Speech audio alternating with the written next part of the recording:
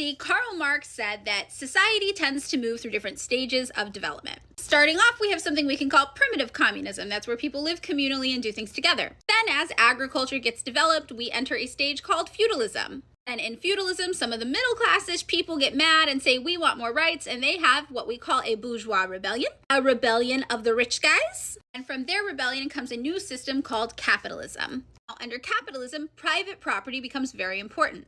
Just like feudalism, private property was important. That's how you can get control of the masses. So there is no differential there. The only way when it came to so-called, and keep in mind, in my eyes, they're basically the same, but for the sake of the argument, in feudalism, in order to have control over the majority, you need to have control over privatization of the commodity. So it's not going to be any different on, let's say, capitalism, where in order to get control once again of the majority, you're going to have to do the same thing you were already doing in feudalism, which is privatization.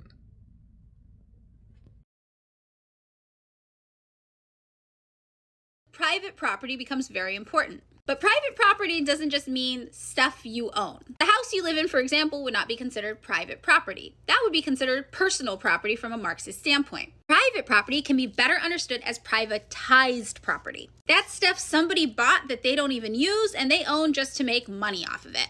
I mean, I guess you can say that, but in my head, how I'm thinking, you want to make sure you think ahead. You want to cover all your bases, and you want to give also the example of, hey guys, let's say in an alternative universe where these people still got the property to privatize, but they're not technically chasing money. Under that circumstance, they would still inherently be under the guide of capitalism, because what was making capitalism is them having the inherent ability to privatize to the commodity, the things that we need that are for public consumption, that we just need to survive in a day-to-day basis. Food, water, shelter, electricity, gasoline, all those stuff. So it's just having the sheer fact that they get to dictate the quality, the quantity, the sheer output. It's just how it's overall distribute. You would still, even though they're not going out of the way to chase money, they would still be labeled capitalist, and you would still have capitalism around. And they own just to make money off of it. The business you work in, an apartment building. These are all examples of privatized property. And Marx says that this period of capitalism actually does a pretty good job at developing and advancing society along. But eventually, the contradictions in capitalism are going to become so extreme that the system kind of falls apart.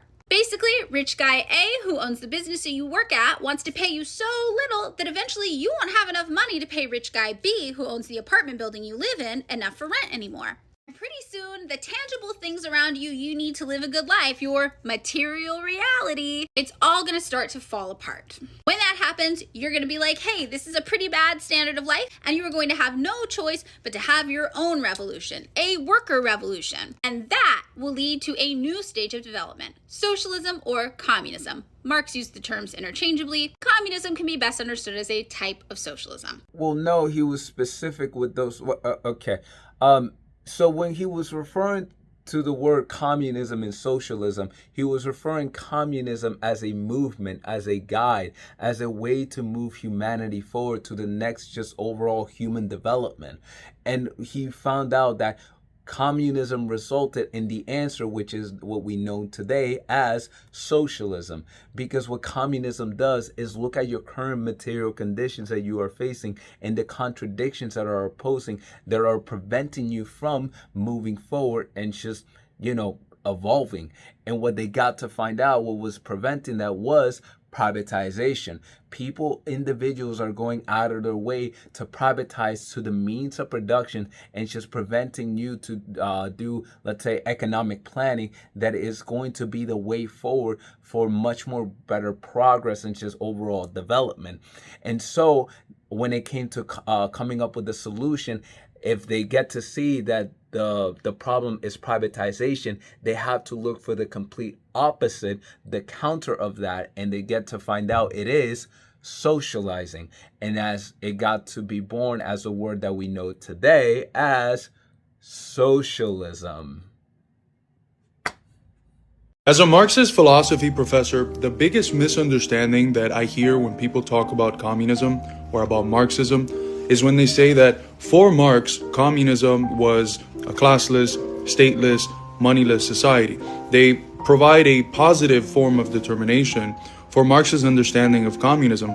But the reality is the following. The only time that Marx and Engels ever said communism was in the German ideology, where they said that communism is the real movement of history that abolishes the present state of things. So communism is almost like what Hegel would have called the Weltgeist, the world spirit, the spirit which moves humanity forward towards more complex, advanced, and higher forms of life. When Marx is speaking about communism in the sense of the negation of capitalism, he's speaking about it very abstractly. He's just basically looking at the components that class society has and saying, look, in a communist society where you have the direct appropriation of producers, you wouldn't have this, you wouldn't have that. But it isn't a prescriptive picture. Marx and Engels never, because they're not utopians, sit down and say, this is precisely what communism is going to be. They're critics of capitalism, but they see communism more as a movement, a world movement, than some sort of specific society that it is their task to outline and ours to live up to.